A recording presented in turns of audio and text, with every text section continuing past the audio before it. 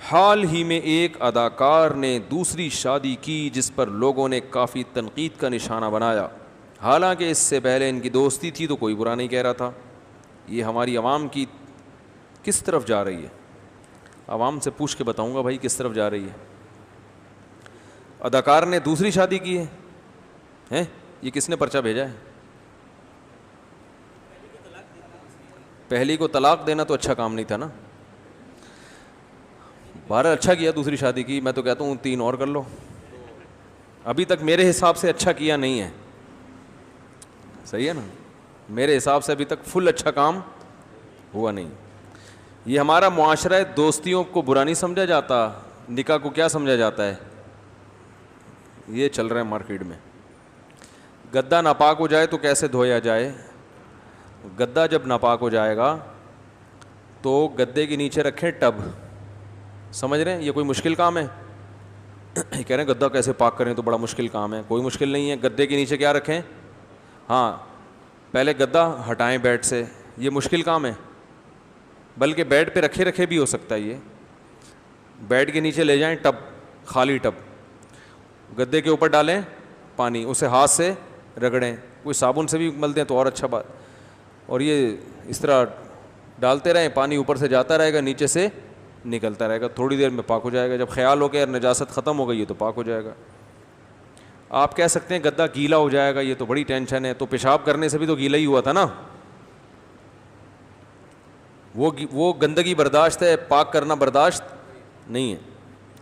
اگر کسی مرحوم شخص کی تصویر موبائل میں ہو تو کیا قبر میں اس کو عذاب ہوتا ہے؟ ڈیجیٹل تصویر بہت سے علماء کی نظر میں تصویر میں داخل نہیں ہے، تصویر کے لیے قرار کا ہونا ضروری ہے۔ جیسے پرنٹڈ تصویر ہوتی ہے کسی کاغذ پہ، تو مرحوموں کی پرنٹڈ تصویریں لے کے رکھنا تو حرام ہے، ناجائز ہے۔ موبائل میں ہو تو اس کی بہت سے علماء گنجائش دیتے ہیں، لیکن کوئی احتیاط کرے تو اچھی بات ہے۔ ضرورت کیا ہے؟ اگر کسی کو یہ نہ پتہ ہو کہ ارے بھائی جان یہ بندہ جو ہے نا، جس کو مسئلہ ہی نہیں پتہ تھا اور ایسے ہی ناپاکی میں نمازیں پڑھتا رہے تو ساری نمازیں لوٹانی پڑیں گی ان کو۔ خواتین کے لیے ٹوپی پہننا کیسا ہے؟ اگر دوپٹہ پہننے میں گرمی لگتی ہو تو کیا ٹوپی پہننے سے بھی سر ڈھانک جائے گا؟ عورت کے لیے مردوں کی مشابہت غلط ہے، تو ٹوپی کیسے؟ مجھے سمجھ میں نہیں آیا یہ ٹوپی پہننے سے کیا ہوگا؟ دوپٹہ پہننے سے گرمی لگتی ہو، دوپٹہ پہننے سے تو اور، یعنی ٹوپی سے تو اور گرمی لگے گی، وہ تو بالکل ڈھانپ دیتی ہے نا۔ فی الحال دوپٹے پہ ہی گزارا کریں، کوئی نیا کلچر مارکیٹ میں نہ لے کر آئیں۔ اکثر میں ادھار قرض لیتا تھا، اب یاد نہیں کہ زندگی میں کتنا اور کس کس سے ادھار قرض لیا ہے، اب میں ادا کرنا چاہتا ہوں تو اس کا کیا حکم ہے؟ اللہ سے معافی بھی مانگ چکا ہوں کیونکہ ادھار کر کے بھول جاتا تھا۔ بڑے خوش قسمت آدمی تھے آپ۔ اگر ادا نہ کر سکا تو اس کا بھی عذاب ہوگا؟ جی ہاں، کیوں نہیں ہوگا عذاب۔ نبی صلی اللہ علیہ وسلم تو نماز جنازہ نہیں پڑھاتے تھے جو قرضہ جس نے نہ ادا کیا ہو۔ تو آپ نے جن جن سے بھی قرضہ لیا ہے، جو یاد ہیں ان کو واپس لوٹائیں، جو یاد نہیں ہے اناؤنس کریں، بھائی کسی نے مجھ سے پیسے لیے ہوں تو مجھے بتا دے۔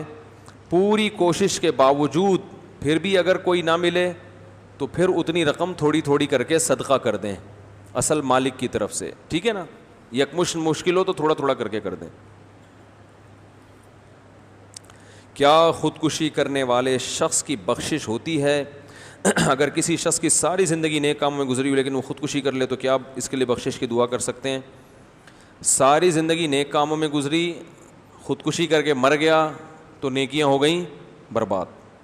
حدیث کے مطابق برزخ میں اسی طرح سے اپنے آپ کو مارتا رہے گا جس طرح سے اس نے اپنے آپ کو قتل کیا تھا۔ حدیث میں آتا ہے جس نے اپنے آپ کو جلایا تو قبر میں جلاتا ہی رہے گا قیامت تک، جس نے زہر پیا قبر میں زہر ہی پیتا رہے گا، جس نے پہاڑ سے گرا کے مارا تو قبر میں پہاڑ قائم کیا جائے گا برزخ میں، اور اسی طرح سے اپنے آپ کو قیامت تک مارتا رہے گا۔